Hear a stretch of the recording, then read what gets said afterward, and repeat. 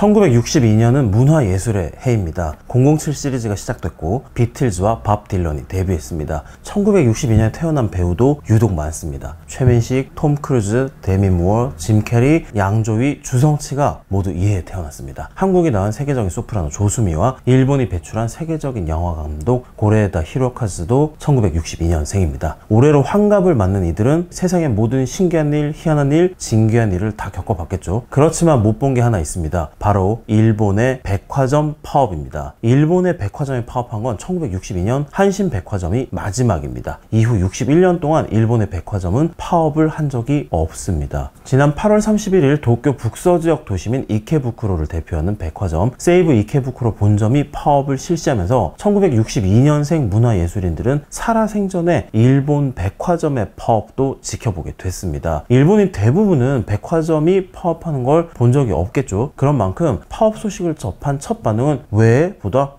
가 훨씬 많았습니다. 일본의 모든 신문, 방송이 몇 날 며칠을 톱뉴스로 다뤘는데도 평소처럼 백화점을 찾았다가 발길을 돌리는 고객도 적지 않았습니다. 이날 파업은 기습적인 것도 요구사항이 관철될 때까지 라는 이런 장기적인 것도 아니었습니다. 세이브 이케부쿠로 본점이 소속된 소고 세이브 노조는 거의 한 달 전부터 사측에 파업권 행사를 예고했고 오랜 줄다리기 끝에 실시한 파업은 8월 31일 단 하루, 그것도 본점에서만 실시됐습니다. 나머지 9개 지점은 모두 정상 영업을 했습니다. 외국인들 입장에서는 겨우 하루 파업하려고 한 달 가까이 이 난리를 친 거야 싶을 정도였습니다. 일본은 파업하지 않는 나라입니다. 2022년 일본에서 반나절을 넘긴 파업은 33건에 불과했습니다. 일본 노동정책연구연수기구에 따르면 파업에 따른 노동 손실일수가 미국은 연간 약 150만 일, 영국과 독일은 약 20만 일인데 반해 일본은 1388일에 그쳤습니다. 최근 20년을 돌아봐도 일본인의 일상생활에 영향을 미쳤음직한 파업은 2004년 프로야구 구단 축소에 반발해 선수 노조가 실시한 파업과 2019년 도호쿠 고속도로 상행선 사노 서비스 에어리어, 우리나라로 지금 고속도로 휴게소에서 매점을 운영하는 종업원이 파업을 한 정도입니다. 일본의 노조는 파업을 회피해야 할 것이라고 인식을 합니다. 일본 최대 노조인 랭고의 요시노 토모코 회장도 지난 7월 기자회견에서 소고 세이브의 파업에 대한 의견을 묻는 질문에 파업은 헌법이 인정한 권리다. 단 전술은 개별 노조의 판단으로 랭고는 이를 지켜볼 것이라는 원론적인 얘기만 했습니다. 랭고의 모든 역량을 결집시켜서 전폭적으로 지지할 것 같은 발언을 기대하기는 전혀 어려운 분위기입니다. 8월 31일 단 하루 동안의 파업을 강행하기까지의 과정만 봐도 이런 분위기가 드러납니다. 파업을 강행하려는 노조와 이를 막으려는 회사 모두 협상의 설득 수단으로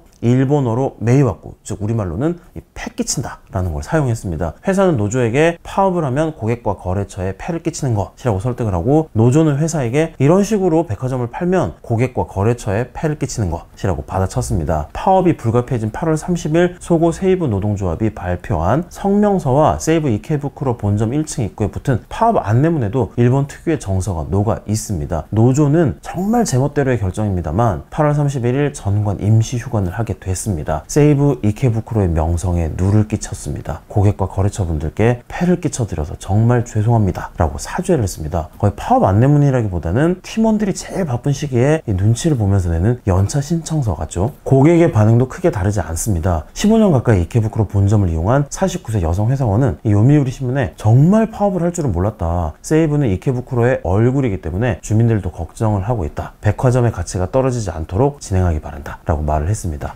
이래저래 2023년 8월 31일은 일본인들에게는 도쿄 도심백화점이 파업을 했다는 사실에 일본에 사는 외국인들은 단 하루 동안의 파업에 일본인들이 저토록 민감하게 반응한다는 사실에 경악한 하루였습니다. 도쿄 나우가 61년 만에 백화점 파업을 주목한 이유는 이 전환점을 맡고 있는 일본 사회와 경제의 변화가 이날 하루에 선명하게 응축돼 있기 때문입니다. 파업의 발단은 소고 세이브 백화점의 매각이었습니다. 소고 세이브의 대주주는 일본 최대 편의점 편의점인 세븐일레븐입니다. 세븐일레븐의 지주회사인 세븐앤아이 홀딩스는 작년 2월 소고 세이브를 미국 사모펀드 PF 운영사인 포트리스 인베스트먼트에 매각하기로 결정합니다. 인수 가격은 2,500억 엔, 우리 돈으로 약 2조 4천억 원이었습니다. 올해 2월 1일 소고 세이브의 매각을 완료할 계획이었지만 노조와 토지 소유권자의 동의를 얻지 못하면서 매각 일정이 두 차례나 연기됐습니다. 이 바람에 인수 가격이 2,500억 엔에서 2,200억 엔으로 300억 엔 떨어졌습니다. 세븐앤아이 입장에서는 3천억 원 가까이 손해를 본 셈입니다. PEF는 인수한 기업의 가치를 높인 뒤에 되팔아서 수익을 내는 투자 회사입니다. 포트리스는 소고 세이브의 기업 가치를 높이기 위한 방안으로 일본 3위 전자제품 전문 대리점인 요도바시 카메라와 손을 잡았습니다. 세이브 이케부쿠로 본점의 절반가량의 요도바시 매장을 입점시키기로 한 겁니다. 이케부쿠로 본점을 백화점이면서 전자제품에 특화한 전문점으로 변신시켜서 이 수익성을 높이려는 구상이었습니다. 하지만 백화점 직원들과 테넌트는 물론이고 직접적인 이해관계자가 아닌 지역 자치단체와 지역 주민들까지 포트리스의 계획에 맹렬하게 반발하고 나섰습니다. 직원 입장에서는 정리해고를 걱정할 수밖에 없게 됐습니다. 이케부쿠로 본점의 절반가량이 요도바시 카메라의 매장으로 변신하면 인력의 절반은 불필요하기 때문입니다. 세이브 이케부쿠로 본점에는 루이비통, 에르메스, 구찌 등 명품 브랜드가 입주해 있습니다. 이들도 포트리스의 계획에 반발하고 있습니다. 매장 절반이 요도바시 카메라인 세이브 이케부쿠로 본점은 전자 양판점이지 더 이상 백화점이 아니라는 이유입니다. 이케부쿠로 본점이 속한 지자체인 도시마구청과 지역 주민들도 백화점이 양판점으로 전락하는데 반대하고 있습니다. 이런 배경 때문에 노조의 요구사항도 고용 유지와 함께 백화점 영업 계속이 포함되어 있었습니다. 파업에도 불구하고 세븐앤아이 홀딩스는 같은 날 임시이사회를 열어 소고 세이브의 매각을 완료했습니다. 9월 1일자로 소고 세이브의 대주주는 포트리스로 변경됐고 세이브 이케부쿠로 본점은 영업을 재개했습니다. 이상이 61년 만에 백화점 파업의 전말입니다. 61년 만에 파업이라는 점 외에도 소고 세이브의 파업은 회사 매각에 반대한다는 이유, 구체적으로는 회사를 매각하는 오너에게 매각 이후의 고용을 보장해달라며 파업을 했다는 점에서 매우 이색적인 일로 받아들여졌습니다. 일본에서 파업은 임금 인상이나 근무 환경 개선을 요구하는 수단이라는 인식이 강한 겁니다. 다른 나라에서는 회사 매각으로 일자리가 불안하게 된 직원들이 반발하는 일은 흔한 풍경입니다. 일본에 비해서 PF에 의한 M&A가 활발한 한국만 하더라도 회사 매각 결정과 노조의 단체 행동은 거의 정해진 수순입니다. 회사를 파는 기업도 사는 PF도 계약서에 아예 기존 종업원의 고용을 3년에서 5년간 보장한다 라는 사항을 넣는 게 보통입니다. 한국에는 위로금이라는 독특한 문화도 있습니다. 대주주가 바뀌면서 직원들이 받은 충격을 위로한다는 명목으로 지급하는 보너스입니다. 저는 도쿄 특파원으로 오기 전에 약 7년 정도 M&A를 담당을 했었는데요. 이 PF에 인수당한 회사 직원들이 오히려 M&A를 반기는 경우도 봤습니다. 임원들이야 대주주가 바뀌니까 갈리겠지만 자신들은 위로금을 PF가 인수할 때 한 번, 몇 년 뒤에 되팔 때 또 한 번 해서 총 2번을 받을 수 있다는 이유에서였습니다. 단 하루 동안이었지만 61년 만에 백화점 파업이 일본 사회와 경제계에 주는 파장은 매우 깊고 오래갈 전망입니다. 먼저 일본 사회와 노동시장 역학관계의 변화를 상징합니다. 일본인이 파업하지 않는 이유에 대해서는 어김없이 대립과 갈등을 피하려는 일본 특유의 문화, 조직에 순종적인 일본인 특유의 기질 때문이라는 분석이 따라붙죠. 하지만 일본인도 경제적인 동물이라는 점에는 변함이 없습니다. 후생 노동성에 따르면 1974년만 해도 일본에서는 5,197건의 파업이 일어났습니다. 툭하면 파업을 벌이던 일본인이 파업하지 않는 나라로 변한 건 근로자가 철저히 의리됐기 때문입니다. 1990년 버블경제 붕괴 이후 일본 기업들이 대기업, 중소기업을 가리지 않고 도산하면서 근로자들은 일자리를 지키기 급급하게 됐습니다. 철밥통의 대명사이던 은행원들마저 잘리던 시기였으니까요. 당연히 노조는 파업 같은 강경수단을 선택하기 어렵게 됐습니다. 저는 2019년 렌고의 고위 간부를 인터뷰한 적이 있습니다. 이 인터뷰에서 저는 일본 최대의 노조 간부가 임금 인상보다 회사 존립이 우선, 렌고도 임금 인상보다 일하는 방식 개혁 등 복리후생을 늘리는데 초점을 맞추고 있다라는 말을 듣고 굉장히 충격을 받은 적이 있는데요. 이런 배경이 있는 거였습니다. 파업을 기피하는 노사 문화는 일본식 경영의 장점으로 여겨지기도 합니다. 반면 노조의 약체화는 임금을 30년 가까이 제자리 걸음하게 하면서 일본의 디플레를 만성화시킨 요인이 된 측면도 있습니다. 2023년 8월 미국 재무성은 노조의 존재가 임금을 10에서 15% 올린다는 분석을 발표한 적도 있습니다. 코로나 코로나를 기점으로 일본에서 기업과 근로자의 역학 관계는 다시 변하고 있습니다. 저출산 고령화로 인한 인력난이 일본의 고질병이 되고 세계적인 인플레로 더 이상 종업원을 낮은 임금으로 붙잡아 두기 어렵게 됐잖아요. 코로나 기간 동안 비정규직 근로자와 아르바이트가 시장을 대거 이탈한 서비스업의 인력난은 심각한 수준입니다. 자연스럽게 근로자의 목소리가 커지게 됐고 그 분기점이 도쿄 도심 백화점에서 61년 만에 벌어진 파업이라는 분석입니다. 벌써부터 일본 전문가들은 소고 세이부의 파업을 계기로 지난 30년 가까이 노동쟁의를 피해온 일본 노조의 움직임이 달라질 것으로 전망을 합니다. 예전 같으면 상상도 못할 회사 매각에 반대한다는 이유로 파업을 하는 마당에 임금 인상, 근무 환경 개선을 요구하는 파업을 못하겠느냐라는 이유입니다. 61년 만에 파업이 담고 있는 두 번째 상징은 일본 유통시장의 판도 변화입니다. 구체적으로는 백화점 시대의 종말과 온라인 전문 매장 시대의 탄생을 뜻합니다. 세븐앤아이는 2006년 2천억 엔 이상을 들여서 소고 세이부 백화점을 인수했습니다. 소고 세이부를 손에 넣음으로써 세븐앤아이는 편의점, 슈퍼마켓, 백화점, 유통 전문점 등 모든 형태의 유통업을 거느린 종합 소매그룹 전략을 완성하게 됐습니다. 하지만 인수 이후 백화점은 내리막길을 걸었습니다. 온라인 쇼핑이 급속도로 확산한 데다 가구 전문점 니토리, 패스트 패션의 유니클로, 작업복과 레저 의류 전문점 워크맨 같이 저렴하면서 품질도 좋은 제품을 파는 전문점이 떴기 때문입니다. 미쓰이 쇼핑몰, 한국으로 치면 스타필드 같은 교외 지역 중심의 대형 쇼핑몰이 생겨난 것도 백화점 이탈을 가속화했습니다. 지난 30년간 평균 임금은 제자리 걸음인데 부유층은 증가하면서 구매력의 양극화가 심해졌습니다. 사치품과 기호품을 취급하는 백화점은 광범위한 지역으로부터 부유층 고객을 끌어들이지 않으면 살아남기 어렵게 됐습니다. 그런데 야마자키 야스히로 유통경제연구소 상무는 교외형 대형 쇼핑몰의 확대로 백화점의 집객력이 떨어졌고 그렇게 되니까 유력한 테너트를 유치하기가 어려워지고 이것이 다시 더욱 집객력을 떨어뜨리는 악순환에 빠졌다라고 분석을 합니다. 세븐앤아이의 종합소매그룹 전략은 편의점, 슈퍼, 백화점, 전문점 등 모든 형태의 오프라인 매장으로 그물을 짜면은 고객을 모조리 사로잡을 수 있을 것이라는 개념이었습니다. 하지만 온라인 쇼핑, 새로운 형태의 전문점, 교외형 대형 쇼핑몰 등이 등장하면서 어장이 통째로 바뀌게 된 것이죠. 종합소매그룹 전략은 통하지 않게 됐습니다. 1991년 9조 7천억 엔까지 성장했던 일본 백화점 시장 규모는 2022년 5조 엔까지 쪼그라들었습니다. 1999년 311개에 달했던 일본 전역의 백화점 수는 올해 2월 현재 182개까지 줄었습니다. 2020년 야마가타현과 도쿠시마현에 유일하게 남았던 백화점이 문을 닫으면서 일본에서는 백화점 없는 현의 탄생이 화제가 되기도 했습니다. 현재 47개 광역자치단체 가운데 17개 현은 백화점이 1개뿐이어서 백화점이 없는 광역지자체는 더 늘어날 전망입니다. 올해 1월 시부야를 대표하는 상업시설이었던 도쿄백화점 본점이 55년 만에 문을 닫은 것은 백화점 시대의 종지부를 찍는 장면으로 평가를 받습니다. 세븐앤아이도 28개였던 점포를 10개로 줄이고